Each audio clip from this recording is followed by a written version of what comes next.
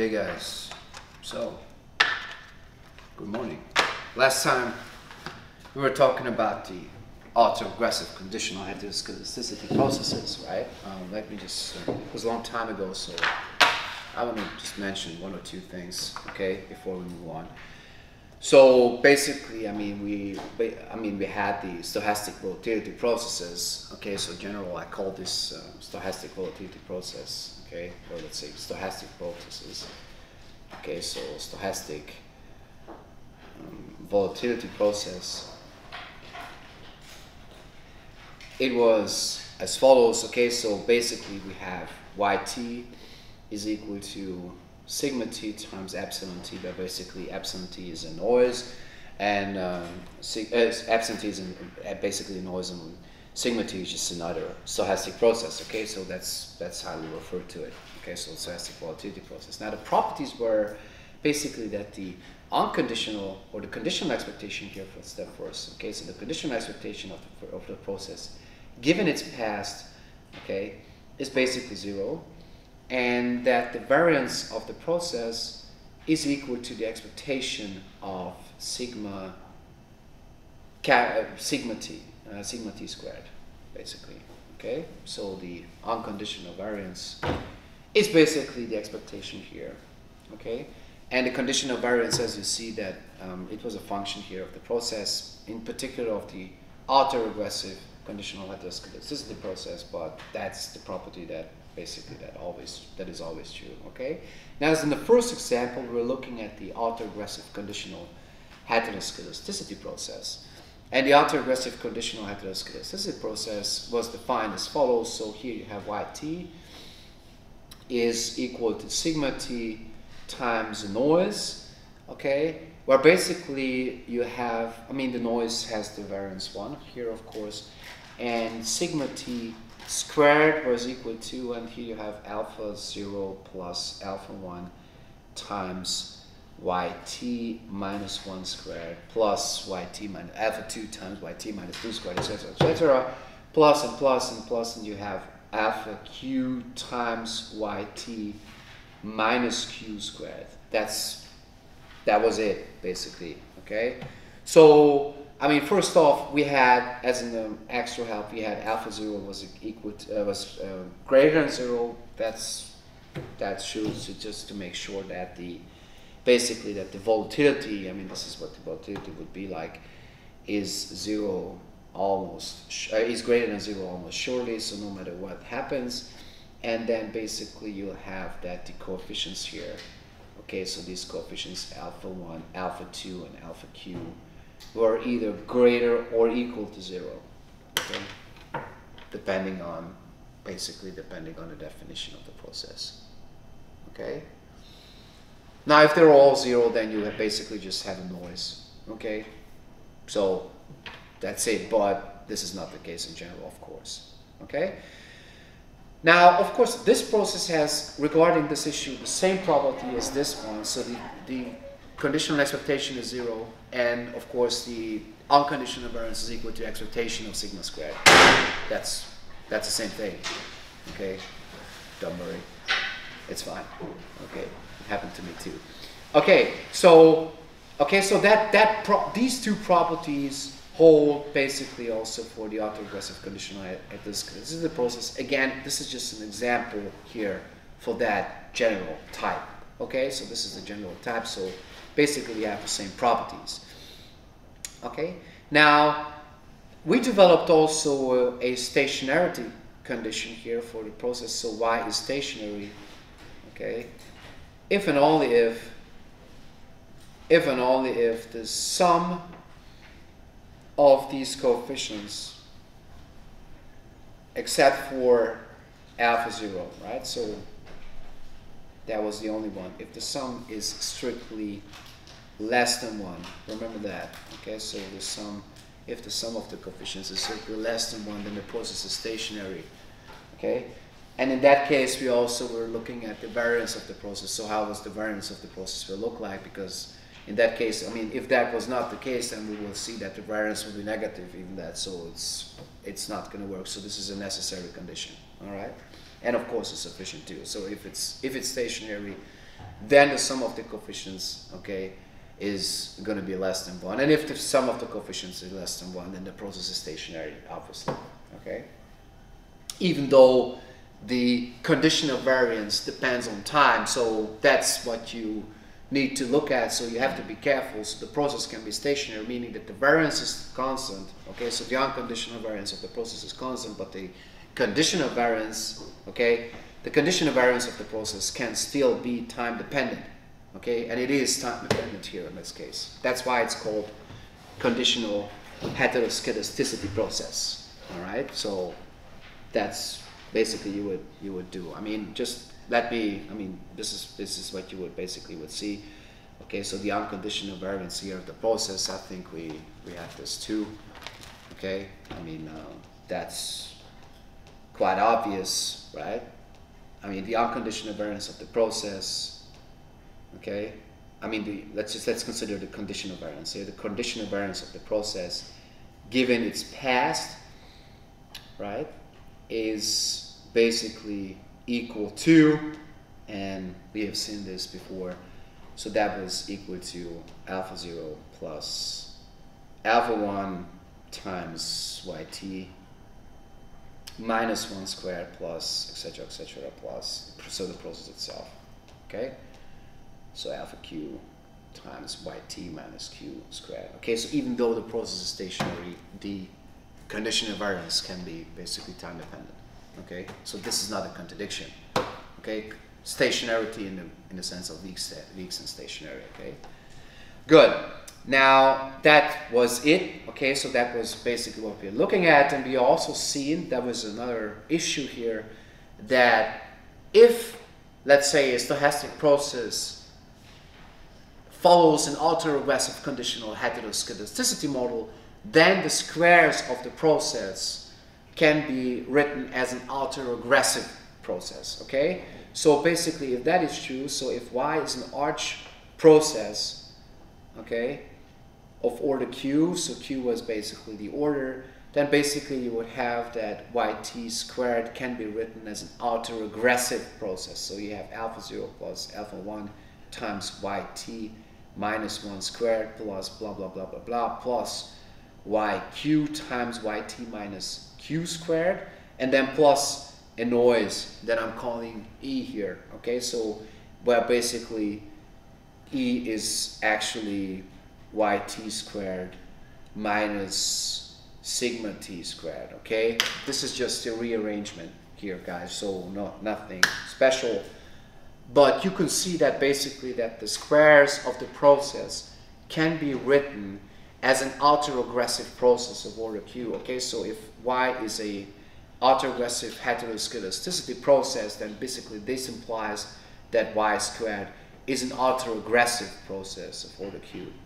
Okay, so if you want to examine, for instance, and that's what could be basically important for your seminar paper, whether or not your time series exhibit, let's say, stochastic volatility, which would be the case, for instance, in most asset returns, for instance, stock returns or stuff like that, so where you have volatility clustering, then you would do this by doing the following. So you would basically you would calculate the square of the process, perform a regression on the squares, and then you would test for significance, either for the parameter or for the model itself, whatever. I mean, that would be the principle.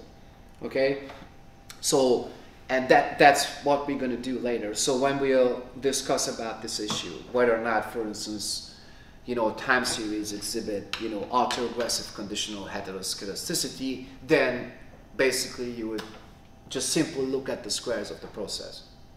Okay, and that's it. So that's where relatively easy. We were looking at in the previous chapter, you know, when we were considering, you know, autoregressive processes and regarding issues like, you know, tests and whatever. Okay, so that's going to be it. Okay, nothing more. That's just, you know, that's basically important. Okay, so but this is what we were looking last time, so we don't need to have a look at that now. Now we're going to continue. So I'm going to generalize this too. Okay, so this is going to be 6.3. and that will call the so-called generalized autoregressive conditional heteroskedasticity. Okay, so GARCH, let's say, to be precise. Okay, so this is just a generalization. Okay, so the abbreviation here is just generalized autoregressive conditional heteroskedasticity. Okay, that's called GARCH. Okay, I'm using this citation. Okay, now we can define this. Okay, and the generalization, or the reason for the generalization, and you're going to see this, I'm going to later introduce it to example, is that the squares of processes can exhibit relative large, autocorrelations with respect to relatively large time lags. Okay, so, and that's what you would do. So autocorrelations. Okay, so time series exhibit autocorrelations. Okay, of the squares. Okay, with respect to relatively large time lags. Okay.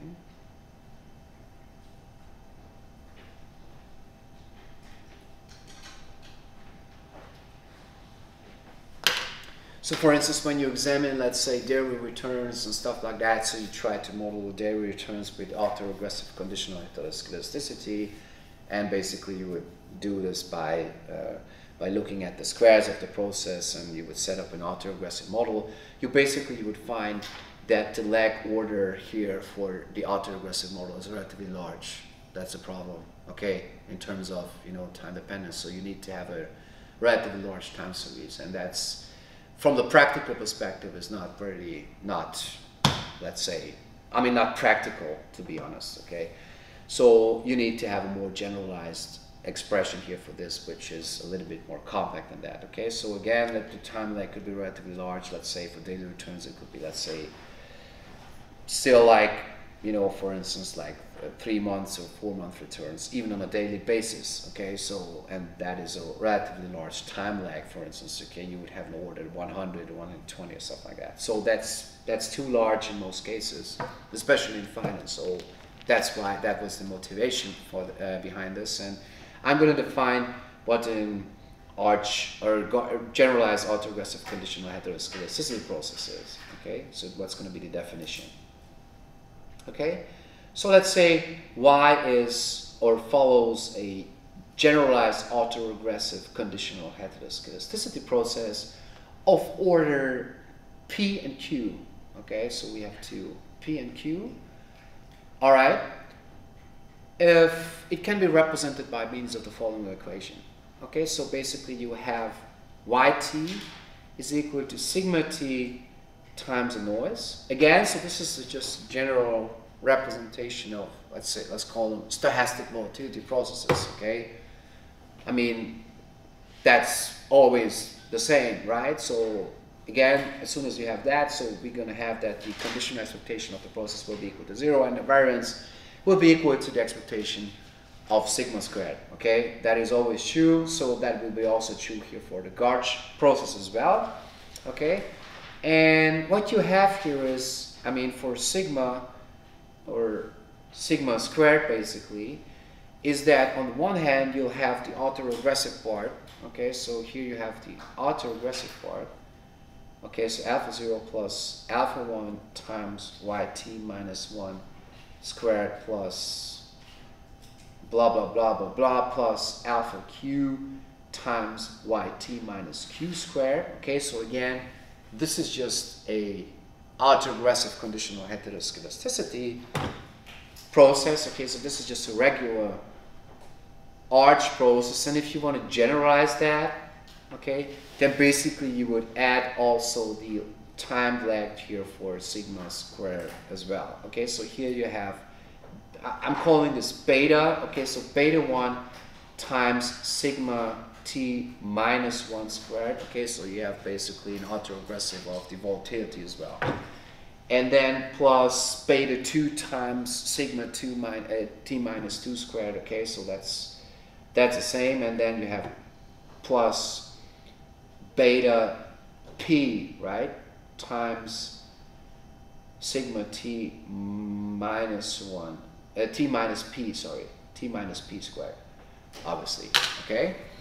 So again, this is what you add to the process, and this is, you know, I mean, by means of that, generalizing it. So this allows basically for, I mean, this is nothing but an autoregressive conditional heteroskedasticity process with relatively large time lags, okay, so in general case, I'm going to look at the, as an example, a GARCH 1-1 process, okay, so where p is equal to 1 and q is equal to 1, so you're going to see this.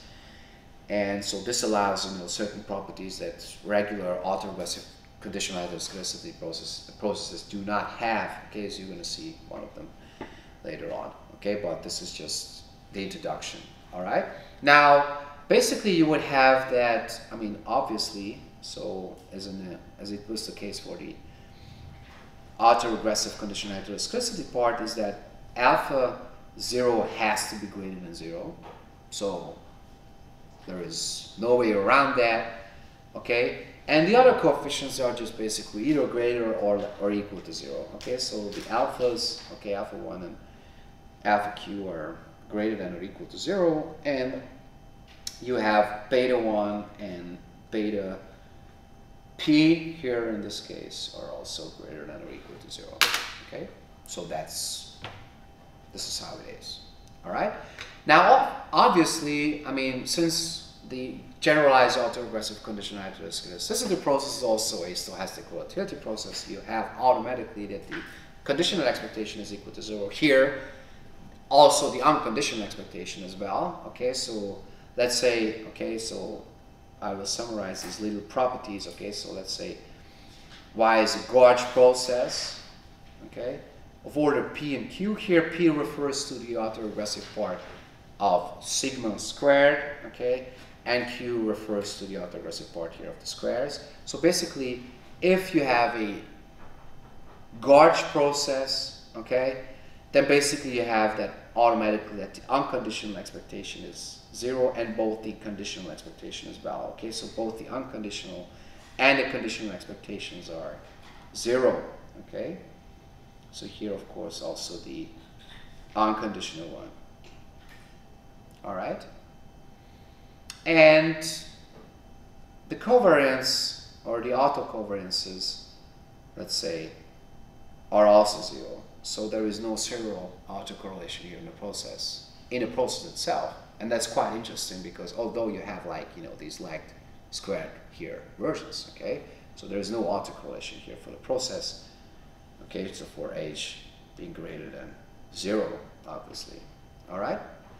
So these are the three properties, I mean, and that was also true for the GARCH process as well. So we basically have the same thing, okay?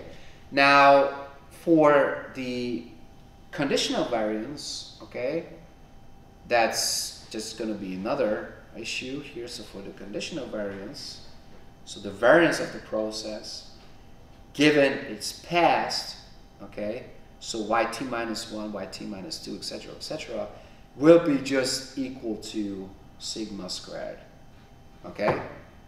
Again, this is also true for the autoregressive conditional heteroskedasticity process, so it doesn't change, okay?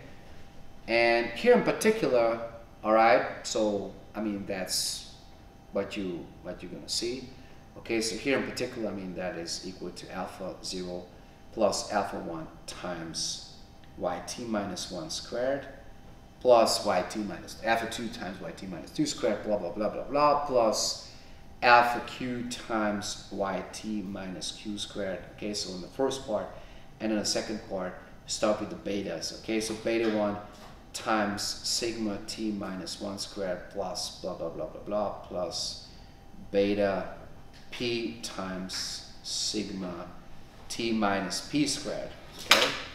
So that's the process, the volatility part of the process itself, okay?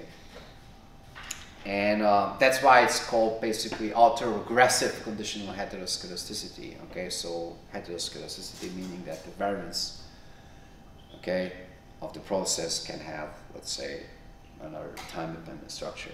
Okay, but the conditional variance, of course. Okay.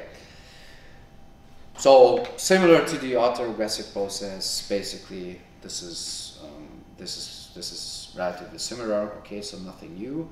And we can also develop stationary conditions. Okay, so for the regular autoregressive conditional heteroskedasticity process, it was stationary if the sum here of these coefficients is less than 1. And similar for the generalized part, okay, so we'll have that the total sum of all coefficients, not just the alphas, but also the betas, okay, are gonna be also less than 1, okay? So, and let me just illustrate, okay, so summarize this, okay? So, basically, so the process, okay, is stationary, okay, is stationary if and only if, okay, only if the total sum of all coefficients is greater than 1, okay? Okay, so the total sum, and here you have the first part, okay, so I'm taking the alphas first. You don't need to have the constant, okay, so because that is, okay, greater than 0 by definition, so you don't need to have that. And basically this will not be a part here of the variance, okay, so the total sum, and here you have Q. And then what I mean by that is you also add the coefficients beta, okay? All right, so here the betas as well, okay? So the sum of all alphas and betas are gonna be less than 1, okay? So that's what a stationary generalized autoregressive conditional process is in case of it is stationary. So this means that if that is true, then the process is stationary. Okay, so if the total sum of all coefficients of all of them is less than 1, then the process is stationary. And if the process is stationary, then the sum or the total sum here of the coefficients must be must be less than 1, except for alpha 0. Okay, good. Now the proof is relatively similar, so we did this for the autoregressive conditional heteroskedasticity process, so we can skip that basically. I mean, the only thing that you need for that is basically that the variance of the process is going to be equal to the expectation of sigma squared. Okay, so that's the only hint, okay, for that. And then you would say that the variance is time independent, so meaning that basically that the process is stationary, okay? So in that case, you would just replace the corresponding expressions and then you would sum them up and that's it. So it's not a big deal, okay? It's quite boring. We did this for the autoregressive conditional heteroskedasticity part, so it's relatively similar. I think we can skip that, but anyway, I mean, we can look at this, so it's not a big deal, okay? Good. Now, again, so this is the representation now. So if that's the case, now the variance will be as follows. So I will add this here too. Okay, so if the process is stationary, okay, so if, let's say, the GARCH process is stationary, then the variance is as follows. Okay, so if the GARCH process is stationary,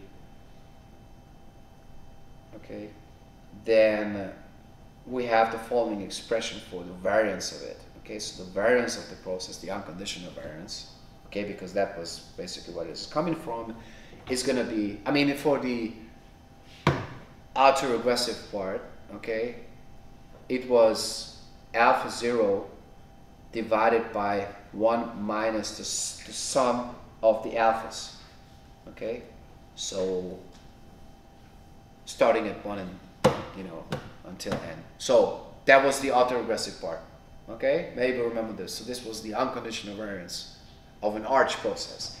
And since we have a generalized version, we also have this total sum here of the betas. Okay? And in particular, there you're going to see, I mean, it's quite obvious that the sum here, okay, so here you have Q, sorry, not N, and here you have P, so these are the sum of the betas, okay? Now, I mean, you can see that basically, I mean, if, you know, the total sum of these coefficients is less than 1 or greater than 1, sorry, then in that case the variance would not be even positive, okay? But this is not true, because in that case the process is not stationary, so it's, you know, it's not going to work, okay? But if it's stationary, then this is going to be the unconditional variance of the process, obviously, okay? Again, relatively similar, okay? So if you have, okay, you just don't have that part, okay, then you would have the autoregressive part, okay, so as a general case. All right, that was obvious. Now, in this case, this is also here for the generalized autoregressive process is also possible to have a different kind of representation, okay, so basically you would use the following, okay, so, and let me just illustrate this. Okay, so representation here of the squares.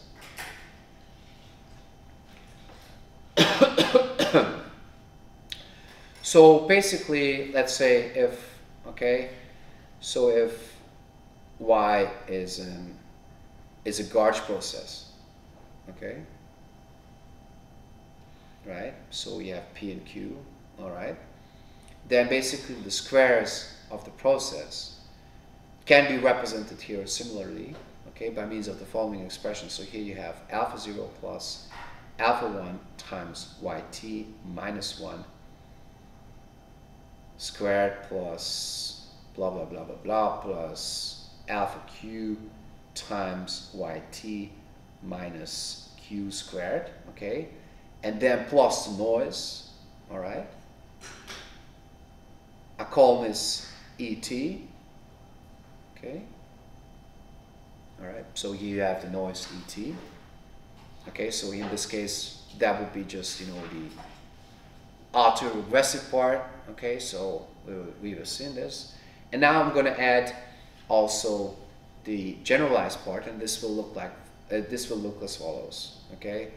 So it will look like this. So here you have beta 1 times yt minus 1 squared minus the noise, okay, so minus this noise, and blah blah blah, and then you have beta p times yt minus p squared minus the noise, okay, so because here the lag noise, and then I'm going to define the noise here as well, so epsilon t is going to be here yt squared minus sigma squared. Okay, so this is just a representation, guys. This is just a rearrangement. Okay, so that's why basically the generalized part is coming from. Okay, so here for the generalized part, this is what is added here to the previous process. Okay, and now what you see is, maybe this reminds you on the autoregressive moving average process. Okay, remember that? So if basically the process y is a GARCH process, then its squared version, okay, so the squared process at point t, okay, can be written as an autoregressive moving average process. So that's just a representation, okay? So if yt is a GARCH process, then basically then the square of the process can be represented by an autoregressive moving average process. Now here, this is the other way around, so the autoregressive part has a lag order q, and the moving average part has a lag order p, so this is just the other way around, not p and q here for this part. Okay? So that's basically the effect. So just as the autoregressive model relates to the autoregressive moving average model, okay, the same way it relates an autoregressive conditional heteroskedasticity model to generalized autoregressive conditional heteroskedasticity model. Okay, sorry, it's quite long. Okay, so the relation is quite similar. Okay, so this is the moving average part here of the noise. You can see this. I mean, the representation is not quite equivalent, but it's relatively similar, let's say. Okay, so this is what basically all the arch effects are, and here you have the autoregressive part. Okay, so basically I've described. So that's how the two things relate to each other. Okay, so what we're doing is, if you want to examine basically the GARCH effects of a time series, then you would estimate an autoregressive moving average model from the squares of the process. So you take the squares of the process and then you estimate an autoregressive moving average model, and then you examine whether or not the autoregressive moving average model is significant or not. Okay, so that's the mechanism that applies here. Okay, so that will be discussed in further chapters, but just for you to understand how these things relate to each other. And the relation is relatively similar. Okay? Okay, so just as, I mean, the way that the autoregressive model relates to an autoregressive moving average model is basically the same as the ARCH model relates to the generalized autoregressive conditional heteroskedasticity model. Okay, so the relation is basically the same. Okay, so again, if you want to examine whether or not there are GARCH effects in the time series, what you would do is you would estimate an autoregressive moving average model here from its squares, and then you will examine whether or not this model is significant. So that's how you would basically show empirically whether or not the process exhibit, some GARCH effects. Okay, this is the explanation. Okay, now I will illustrate in a particular example. Okay, so the GARCH 1 model. Okay, so what we're doing is, I mean, you can see this in the lecture notes. There are some exhibits regarding this issue. I mean, how a typical time series would look like and how you would recognize them. So, but this is just the practical part here of this course, so you can use that for your seminar paper. Okay, so please have a look at the lecture notes. Okay, at the exhibits. Okay, so how you basically typical ARCH and GARCH time series would look like, and how would you recognize them from looking at the squares. Okay, now, so basically, I mean, let's just look at the example where you have the first order generalized autoregressive model. Okay, so let's just have a look at that. So basically you would have Y, and you have a generalized autoregressive conditional heteroskedasticity model of order 1, 1. Okay, so basically, how does it look like? I mean, it's quite obvious. So you have sigma t times epsilon t, and here you have sigma t squared, which is equal to alpha 0 plus alpha 1 times yt minus 1 squared. Okay, so that's it for this part. And then you have beta 1, or beta simply, but I'm using beta 1 not just to confuse you, times sigma squared, or sigma t minus 1 squared. So this is the easiest one, okay, let's say, and the most common one, basically, okay, the most appealing one. Okay, now again, if you apply the same steps that we did in the autoregressive moving average model, okay, so we're not going to do this. I mean, you have to send exercises related. We can see this. Maybe remember that the iteration. Okay, so then, okay, so after a certain point, so we'll skip this because it's quite boring. Okay, so what you would find is, certain iterations. I mean, similar to the autoregressive moving average part. Okay, here of the lecture. So then you would have alpha 0, and then divided by 1 minus beta 1, and then plus, okay, so that would be the constant, right? So, and then you have alpha 1 times the following expression. So here you have a sum starting at j and then plus infinity, right? So here you have beta 1 times, to the power of, sorry, j minus 1 times yt minus j squared, okay? So, and maybe you remember this from the, yes? I didn't follow. What exactly is this? The formula you just wrote. I mean, that's so far, okay? I didn't follow. Yes, so in the second part you would replace basically yt minus 1 squared by the corresponding expression. Okay, so that's you would put that in and you would just replace these. Okay? And you could also do this here for, I mean, we can do that later, so I suggest that we do this, but after a certain iteration. So this is of course not intuitive, but maybe remember the part where we're looking at chapter, I think it was chapter 3, I can't remember, the autoregressive moving average model. If you have it here, this is, this relates to, I mean, this was relatively easy for, in the third chapter, exercise 3.2, we did this there, okay, so the time was bounded and no, sorry, that was the second part, the autoregressive moving average model. It was chapter 4, I think, the moving average and mixed models. So we were looking at, maybe you have it 29, so page 29 you have the lecture notes, okay? So maybe just I recall this, okay?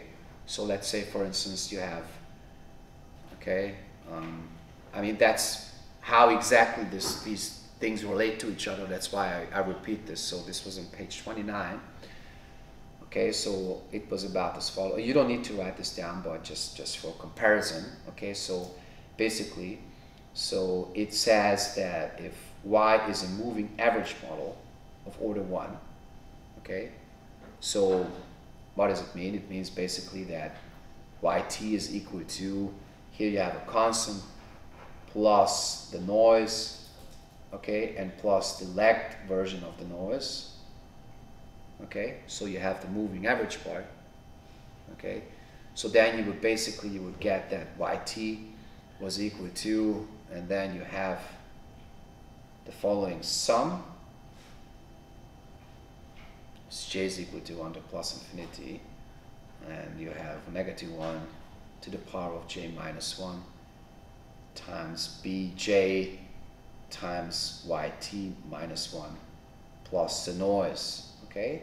So if basically, if you have a moving average process, okay, right, for the 1, and that's what the statement here was about, then you can write the process yt as an autoregressive process of ordered infinity, okay? And that was also true for the armor model. I mean, we had this too, but that was where we were starting, okay? So we were looking at also armor 1.1, and that was part chapter 4.4, okay? So that was basically what we're also looking at. So I will add this here too. So if, okay, y is an armor model, okay, for the 1 and 1, okay, what does it mean? Basically it means that if yt is equal to, and then you have a constant plus a times yt minus 1, and then plus the noise, plus b times the time lagged version of the noise, okay? So then you would basically, you would get another representation here of the process, and this is what we also have done. Okay, so you would have epsilon t plus a plus b times, and then you have the following sum, okay, so a to the power of g minus 1 times epsilon t minus 1, okay. Alright, so that is also a generalized representation, so you have basically a moving average model of order infinity. Okay, that's how you would get this. So and the relation here for that is relatively similar. Okay, so because you know the generalized autoregressive conditional heteroskedasticity model is basically an armor model of the squares. Okay, so that's how it relates to it. Okay, so if you have a first order GARCH model, okay, then you would get that, you know, the this part. I mean, this is what you were talking about, the moving average part here of the process. Okay, can be expressed here as a as an autoregressive model of the squares of order infinity. Okay, so that's what it is about. Okay, so this is the order infinity. Now, of course, I mean, it takes a little time to go from here to there, but the steps are quite similar. Okay. Okay, so we do this by the end of the chapter, I suggest. Okay, so not to confuse you, but this was relatively obvious. Okay, so here we would replace yt by yt minus 1, plug it in here, and you would rearrange all the things, and then you would get the zero result. Okay, but this is not be due. But you find this in the lecture notes in the previous chapters, and the steps are quite similar. So again, I'm just kind of repeating myself here. Okay. Nothing new specifically. I mean, in terms of a different context. I mean, we have, of course, if we have a new context, so here you have the GARCH model, okay, but the steps are relatively similar to the autoregressive moving average models as well. Okay, so again, I'm just kind of repeating myself, but here we have the so-called stochastic volatility part. Okay. And the way basically that the armor models relate to autoregressive models is gonna be the same thing as how GARCH models relate to ARCH models. So the relationship is quite similar. I mean, that's not one-to-one, right? But it's relatively similar. So that's why we were considering those as well. Okay. Now, since that's the case, okay, so this illustrates the GARCH process can be written as an arch model of order infinity. Okay, so the GARCH process, okay, so the GARCH, okay, and let me just illustrate this. So the GARCH 1-1 process, okay, is or relates to an autoregressive conditional heteroskedasticity process of order infinity. Okay, so that's why basically the generalized version of the autoregressive conditional heteroskedasticity model allows to cover time lags that are larger in most cases, let's say, than just would be possible for the autoregressive conditional heteroskedasticity part. Okay, so again, that was the motivation to generalize the process, because we find, I mean, when you're looking at empirical evidence, you know, suggests that basically, and specifically in stock returns, you would find that the time lags are relatively large. Okay, so just basically to cover this, you would introduce, you know, the generalized autoregressive conditional heteroskedasticity part. Okay, so if you find that the time lags are relatively large, let's say, you would estimate an arch model first, and then you would say, okay, the time lags are large, then it would be a good idea to introduce the GARCH model instead. Okay, so then we have of course fewer parameters, and you cover more things. Okay, so that's how you would figure out, you know, whether or not it would be useful to introduce a generalized version or not. Okay, so from the empirical evidence, and this is going to be the case. Okay, so that's, you know, these are actually the same steps we were looking at in detail, since the proof is a little bit boring, so that's why I was skipping it here. We do this probably tomorrow, so we can finish that then. Okay, so that's why I was using it. Okay, now let's go a little bit further. So there are even extensions to that as well. Okay, and that's going to be the next chapter. Okay, so because when we're looking at empirical evidence, we find that, you know, different time series respond to different things differently, let's say. So there are extensions to those models, and I'm going to introduce one or two. Okay, now the first one is being the IGARCH model. Okay, so this is going to be the IGARCH. It stands for Integrated Generalized Autoregressive Conditional Heteroskedasticity. Okay, so integrated. Okay, so this is called IGARCH. Okay, I'm not sure whether you see this or not. So this is the IGARCH. Okay, process. So integrated generalized, okay, conditional heteroskedasticity. Autoregressive conditional. I mean, this is so long. It's insane. Autoregressive conditional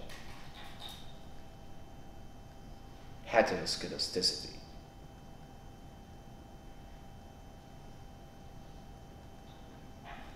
Okay. All right. Now, how does it look like? I mean, this is basically the same as the GARCH model. Okay, so you have a GARCH model. Okay, for the P and Q.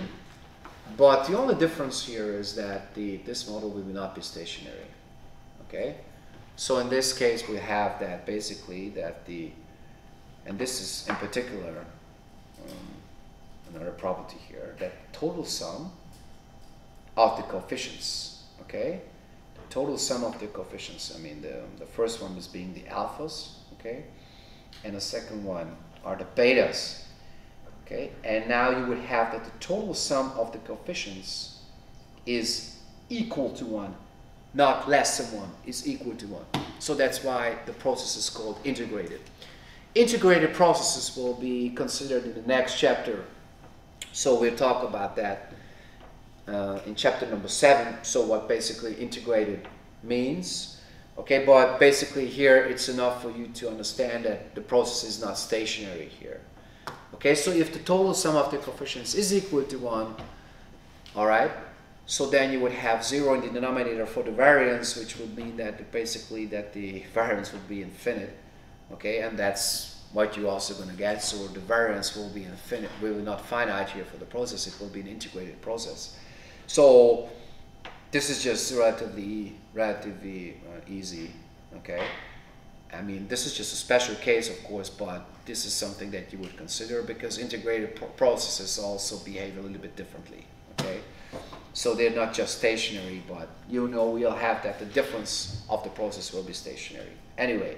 Okay, so we'll see what integrated processes are. In the next chapter, I will use this, so then you're going to see that. Now, basically, what are the properties here of this IGARCH process? And I will summarize this by the following remark. So let's say, for instance, you have and I'm going to use an example, so you have an IGARCH process of order 1 and 1. Okay.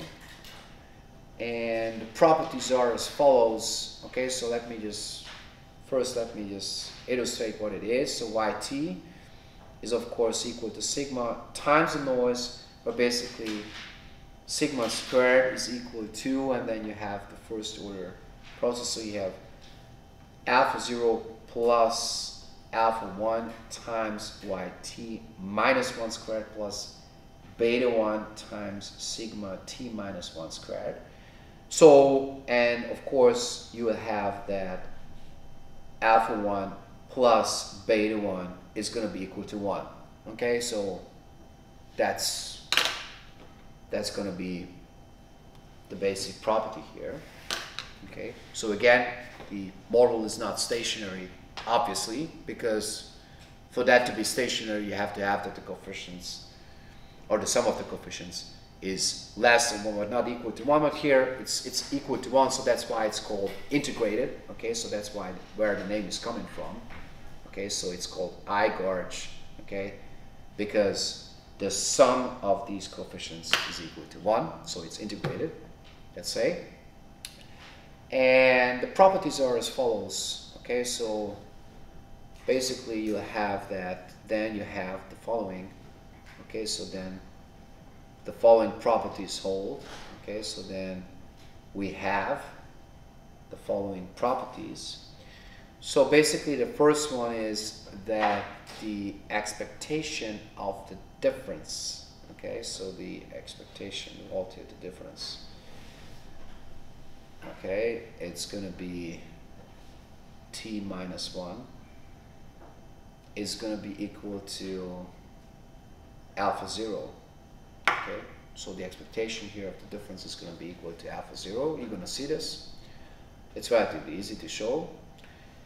And this means basically that the expectation, which is equal to the variance of the process, again, so this is the variance here of the process, is time dependent.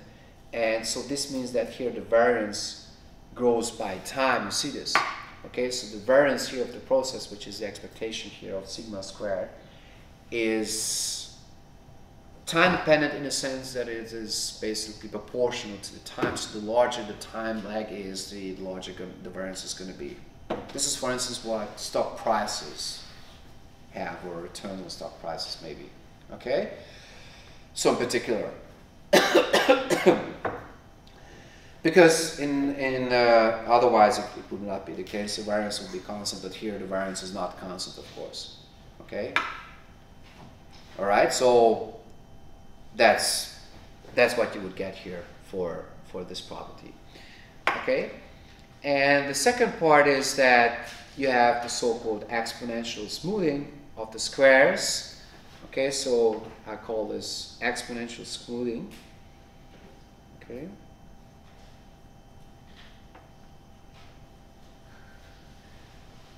Okay, so basically, I think you have seen this in statistics or somewhere.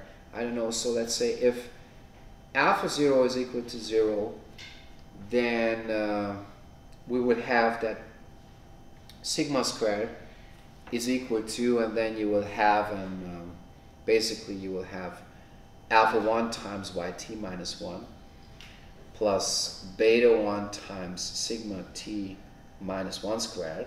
And since, I mean, of course, alpha 1 plus beta 1 is equal to 1, let's say, then you can just replace that by the following expression. So you can say, let's say this is going to be lambda times yt minus 1 squared. Okay, I missed the squared here. And then plus 1 minus lambda times sigma t minus 1 squared. Okay, so that's how you would, okay, you would